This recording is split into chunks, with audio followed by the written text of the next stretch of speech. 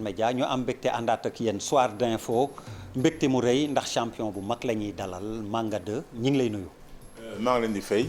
alors ci pàcc bu njëkk bi wolof bi ñu ngi waxtaanee mbirum làmb mais bëre simple la ak tournoi CEDEAO bu ñu dëgmal ëllëg la ñuy tàmbali fii ci Sénégal ma fàttali ne yaay vice-président ci CNG kuréel gi jaboote làmb fii ci Sénégal.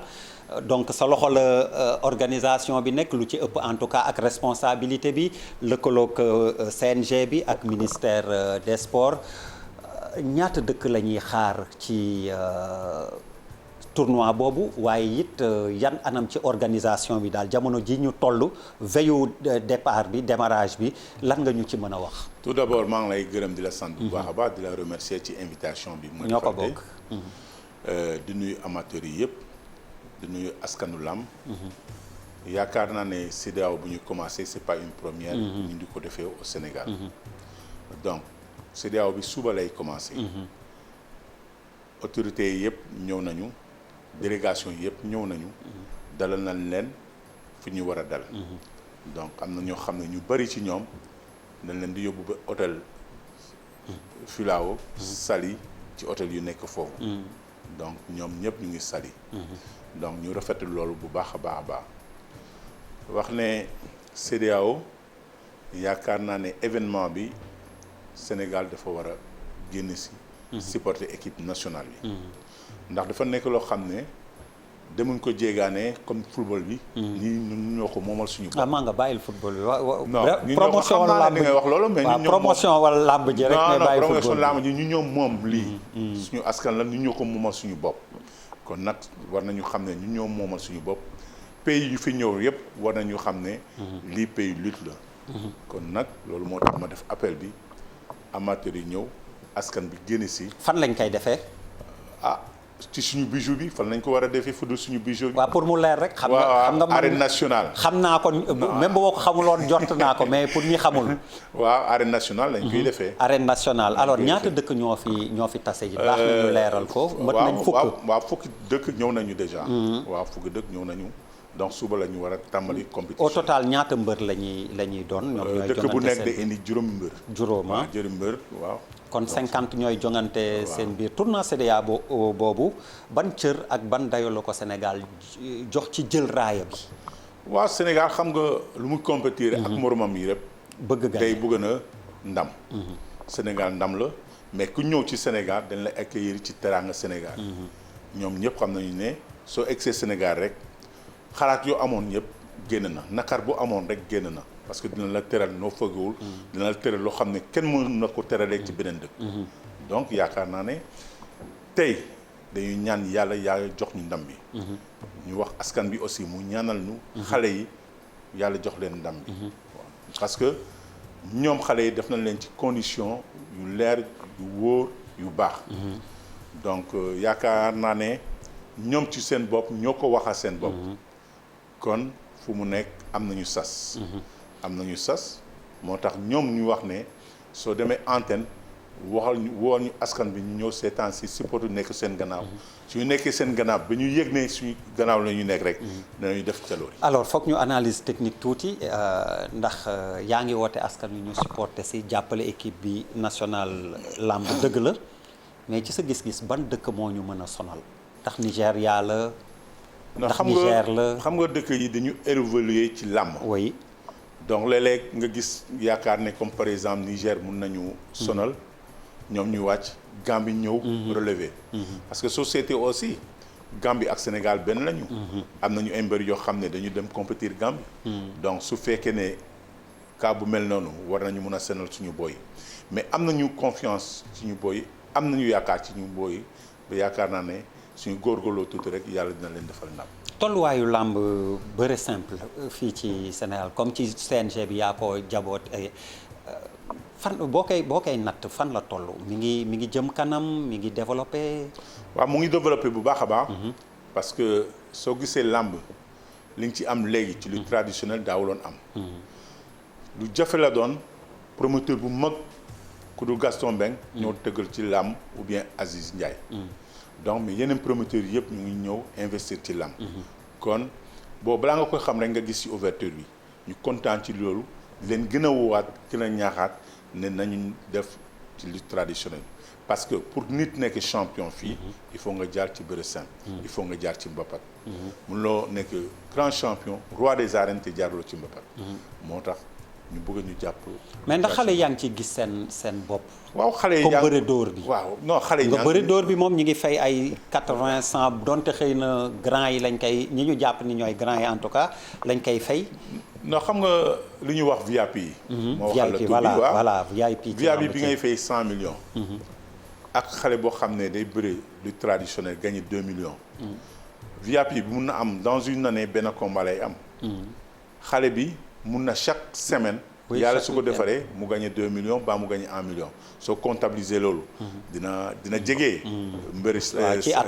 ci at bi non seulement am na su demee ci àll bi dans les villages environnants dañu teg ay nag donc xale yu bëri foo gis fii am na yor nañ ay gétt waaw ay gétt par exemple je te donne le cas de Reug Reug boo xam ne daf doon bëre ci village environnant yi dem ba Dionewar dem ba Fadial Djilor tout donc yaakaar naa ne kooku am na gétt bu rëy ndax soo wooyee encadreur am dina la wax ne kii lamb lu traditionnel lu mu koy jox bëri door ci xogu ko waaw mais est-ce que mën nañ oui mun na am confirmation yooyu ci xaaritam doomi ndeyam boo xam ne ñu ngi koy wax lay di mun na la confirmer loolu mais est-ce que tamit mun nañ xaar wala gént bés bëre simple bi dem bay fayeeku ci benn ngoon comme VIP yi ni ngay wax ñi ngi koy fayeeku ndax mën na développer yu ba yegg foofu ndax technique dëgg lañ fay gis bëri yu neex la ñuy gis mais amul dóor mais je pense que mun na nekk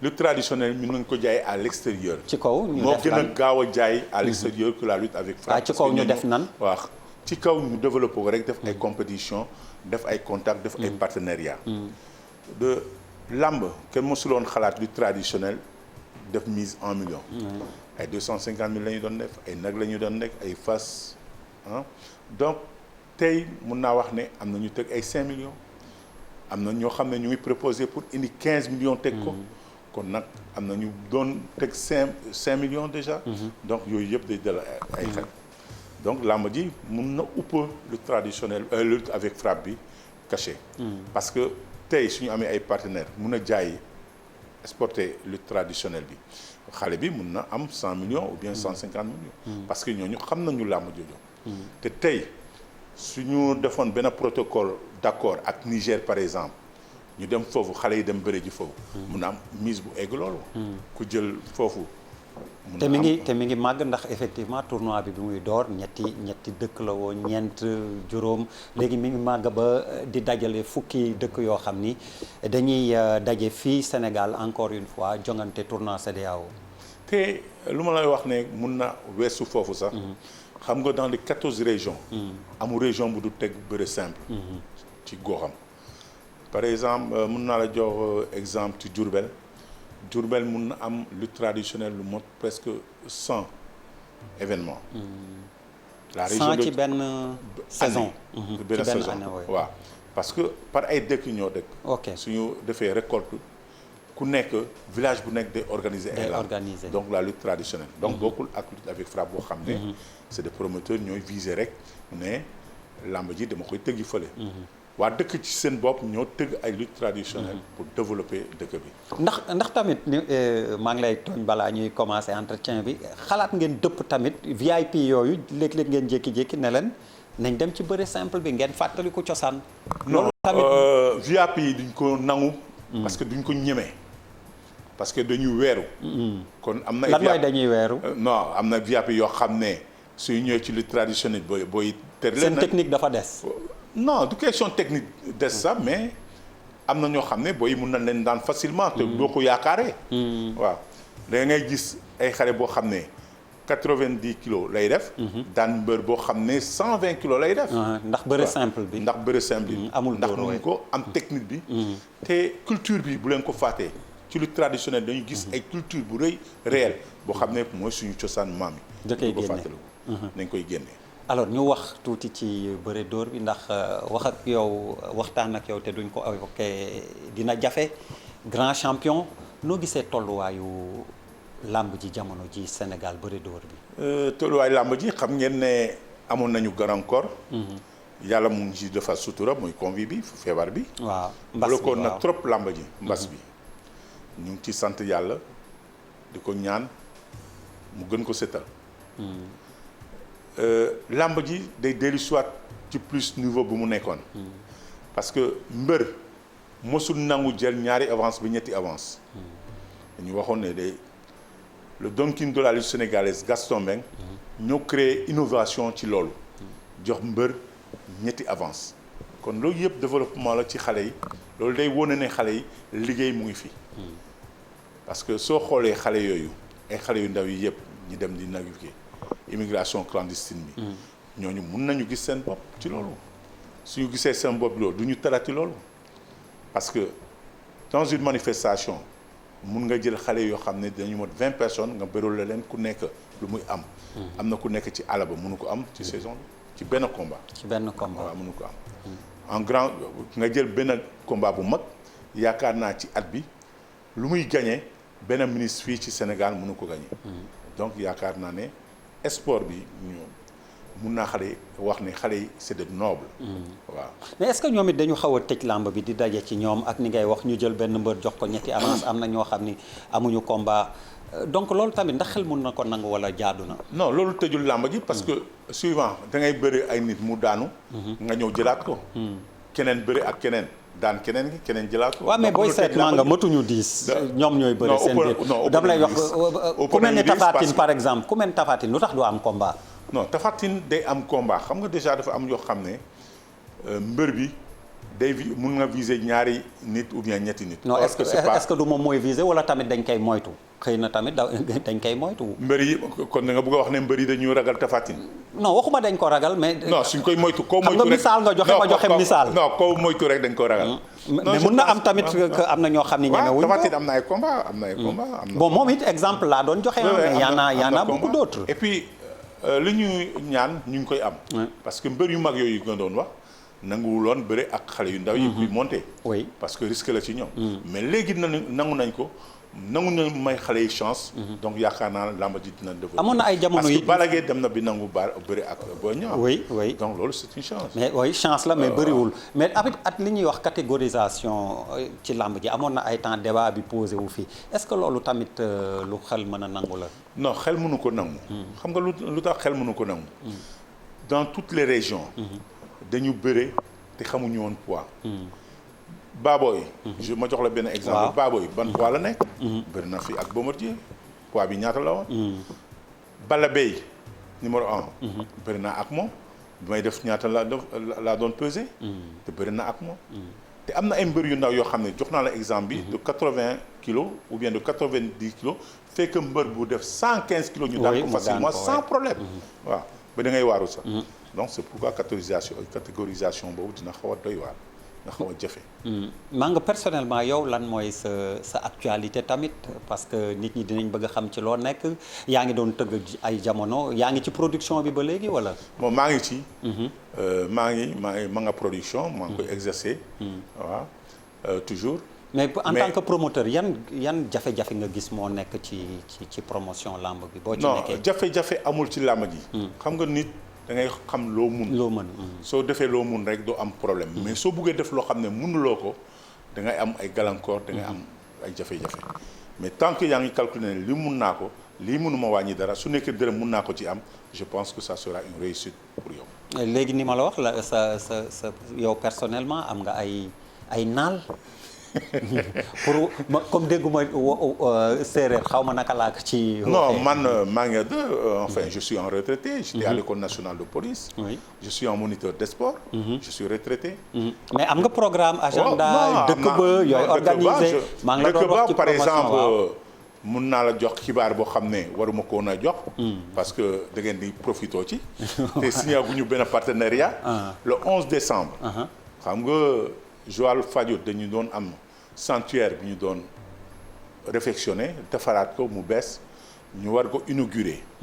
ci inauguration boobu le quartier de Ndofène de Fadiouth def benn gala boo xam ne le 11 dañ may sargal. dañ may décorer foofu.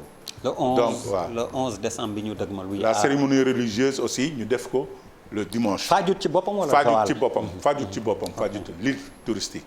ok léegi loolu lan lay doon xeetu gala lay doon. ay waaw gala lay doon mise mooy am xale yi ñoo bëree ñoom ñu indi cosaan bi Manga 2 lan la doon defee démb. Manga 2 fan la doon jógee pour daam làmb ja ainsi de suite. historique Manga 2 dinañ ko def foofu. historique cosaan dëkk bi aussi dinañ ko def foofu. waaw léegi après dem ci église bi ñaan le dimanche. fête ñëpp fêtoo xam ne fête la. fête nu muy demee rek. xam nga surtout à Fadiouth. fête pour ñëpp la. kon waxee na ko fii rendez-vous bi le 11 décembre Fadiouth la. et puis dafa nekk loo xam ne c'est très historique. parce que fête bi suñu quartier. dafa am jàkk. donc ñoom sanctuaire boobu. Saint-François bi ñu faut fêter aussi mooy le patron de l'église. ok donc ñun ak sëriñ yooyu yëpp ñoo bokk cotiser nuru ay yére fêter ensemble ce jour-là. ah muy lu rafet macha allah macha allah. alors beneen actualité xëy na balaa ñuy delluwaat ci kii bi dañu toll ci période élection te mbër yi xale yi la ñuy faral di jiñ ne ñoom la ñuy utiliser di leen def gros bras wala ay nervi yow sa jamono xam naa ni loolu moom mosoo ci dox. bu dee am na loo leen di wax message boo leen di adressé par rapport ak élection yi ñu dëgmal te ñu gis mu commencé am violence lan lay doon. non lu ma mun a doon rek lu ma mënta doon rek lu ma mun a wax xam nga mbër dafa weex donc. am na ñoo xam ne dañu entraîné ba fees duñu ay mbër. duñu oui te suñ ko gisee dañ leen qualifié comme ay mbër. mais dama ni am na ci ñenn ñoo xam ne dañ leen ciy tudd newuma ñëpp. waaw am na ñoo xam ne dañ ciy tudd mais dañ leen di wax ne c'est des citoyens. yaakaar naa ne nit boo xam ne day xaar bi événement. uniquement mu ñëw soxla la bugg la utiliser su la utiliser ba pare sànni la war nga xalaataat li ngay def. donc nit mun na jàppale am la bañ ko. waaw nit mun na jàppale nit te doo xeex. nit mun na jàppale nit te yori jaas yi. l'essentiel lu am importance mooy sa carte bi. donc nga dem wooteel ko. sensibiliser si ay nit su fekkee ne da nga ko bëgg a jàppale. pour ñu dem jàppale ko. mais pas di xeex wala di dugg ci. non loolu dépassé nañ ko xeex yooyu dépassé nañ ko da ngay gaañu perdre sa temps. yaa ngi naan dépassé nañ ko mais commencé nañ ko gis quand même. ñoo ñu ngi koy gis non ay mbër bokku ci. waaw non waxuma ni ñoom la mais dama ni ñi ngi koy commencé gis. donc mooy li ñu wax te comme la ñuy ñaan. voilà ñoo war a lancer un message boo xam ne exactement. réew mi suñ ko yaakee seen bopp lañ ko yaakal parce que ñun ñëpp a bokk réew mi. nit mun na politique te du am violence. waxtaan leen ak seen nit yi bés ba sa jotee. ku nekk takku dem sànni si kartam ñëw toogaat ci këram. wax aussi nit mun na wax te du saaga nit. nit mun na wax projet am ba mu jeexal te du saaga nit. yooyu war nañ ko mun a moytu. ñu delluwaat ci. solo su waxtaan si ak tournoi CEDEAO bi ci wàllu organisation budget yeeg yooyu yëpp yemb na ñaata ci koppar ngeen ci def xam nga yooyu tamit dañ koy bëgg di xam. waaw budget bi après en fin de séance. comme par exemple su paree ñu def bilan wax la ne lii lañ ci dépensé. CEDEAO bi lii mooy apportam lii la indi CNG lii mooy apportam lii la indi. ku gagné lan ngay am. mais prix yi yëpp. voilà dinañ ko distingue. dinañ ko wax ku am lii lay am parce que déjà médailles yi dañu bari. waaw ku nekk. mais médaille bi day ànd ak koppar. yëpp lay àndal. yëpp lay àndal du koppar rek yëpp lay àndal. koppar ak lan ak médaille ak médaille lu nekk. ak yeneen xeet yi neexal. waaw ok da ngeen am ñu ngeen lëkkalool nga xam ni. day c'est la CEDEAO c'est la CEDEAO. waaw ñu gën leen ñu gën waaw. te de passage ma remercier le ministre des sports Mactar Ba. boo xam ne lu ñu def rek mu dugal ci loo xam ne ñuy jàppale. donc yàlla def pays dinañu ñëw découvrir loo xam ne bijou bi loo xam ne le président de la République. son excellence Macky Sall moo ñu ko defar offrir ñu ko donc pays bi ñu koy visiter je pense que dañu jaaxle sax. xanaa ci dëkk yi ñu war ñoom arène bu ni mel amu fa. non amul foofu ñoo koy waxal seen bopp waaw ñoo ko waxal. alors Niger boo xam ne moo suñu wujjee sax. waaw wax nañ ko Nigéria la ñuy wujjeel ci wàllu làmb bëre simple oui alors ban heure la ñuy tàmbali cérémonie officielle bi yan kilifa lañ ciy xaar.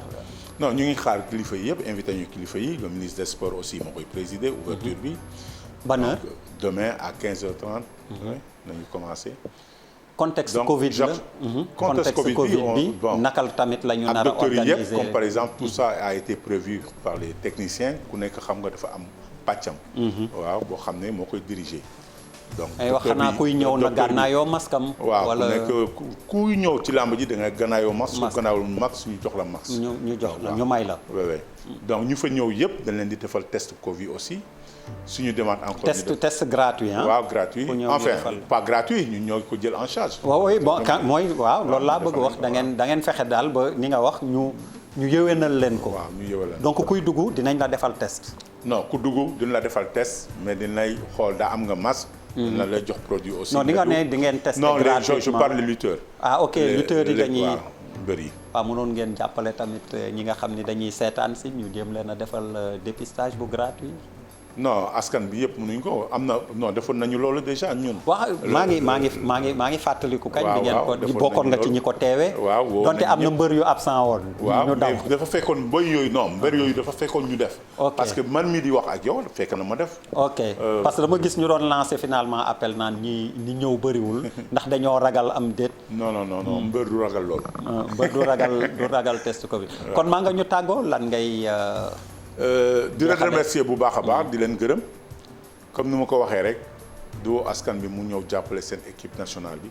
seen doom yi seen jarbaat yi seen set yi ndax comme ni ma ko faral di ko waxee rek làmb mooy suñu cosaan dañ ko fekk suñu mag yi di ko xoromal ñu jàpp ci di ko dëgëral. kon nag yaakaar naa ne culture boobu bu ñu moomal suñu bopp et sport boobu aussi éducation la ci xale yi parce que dina téye xale yi. dina tax xale yi dañu amati beneen jot boo xam ne dinañ ko defi donc ñëw ci compétir ci lamb ji. soxna Fatou Kiné Deme teew na xanaa balaa ñuy tàggoo pour xibaar yi nga fàttali ñu catégorie bu nekk pour Sénégal kan moo ko teewal ñan lañ sélectionné. non xam nga catégorie bi bëgguma ko publier parce que. lu tax. non xam nga déjà loo gis rek dafa am. mais jox ñu turu équipe nationale bi ñan ak ñan ngeen ci woo. non équipe nationale bi kañ on avait 13. 13 ñoo nekkoon foofu. oui ci regroupement. 13 yi tànn nañu 5 ñu war a 5. suba da ngeen koy nëbb. suba su ngeen ñëwee da ngeen bañ gaa yi kii leen ah. non yaa ngi fi gaa yi bu ñu sëf te nga nekk fii maa ngi leen di gërëm di leen sant bu baax a baax. ñi ngi lay gërëm di la sant champion. def gërëm nag amateurs yi. di leen sant bu baax a baax. di lancer du Diagne Diéko na jóg. parce que en tant que président des amateurs. mu jaarale ko ci Dieng Diouf. kon nag ñëpp ñu ngi leen di xaar ak seen mobilisation bi. Pikine am na sas nag. pourquoi je dis Pikine am na sas su ñu defee CEDEAO bi c'était la première fois ñu di ko defee foofu. ci arène bi yaakaar naa politiciens yi yëpp war nañu génne si jàppale équipe nationale bi nekk ci gannaaw équipe nationale bi. waaw war nañ ko tal ndax investiture yi tey ci minuit lay jeex. waaw war nañ ko mën a tal war nañ ko mën a tal ñu ngi ci seen liste yi mais xam naa ni bu subaa moom. donc dinañ jàll ci leneen. jërëjëf Manga 2 def na ko yëfu mbër dëggantaan ndax mi ngi nëbb ba léegi turu ñi nga xam ni ñoo war a sëgg bëreel Sénégal juróom yi 13 ñoo nekkoon regroupement tànn nañ mais nee na incha allah bu ñu tàmbalee dinañu siiw ñu leen di gërëm di leen sant soxna Fatou Kiné Deme yaatal xibaar yi ci nasaraan incha allah ci kanam ñu dellu siwaat ci ñaareeli pàcc bi ci nasaraan lay doon ci kattanu borom.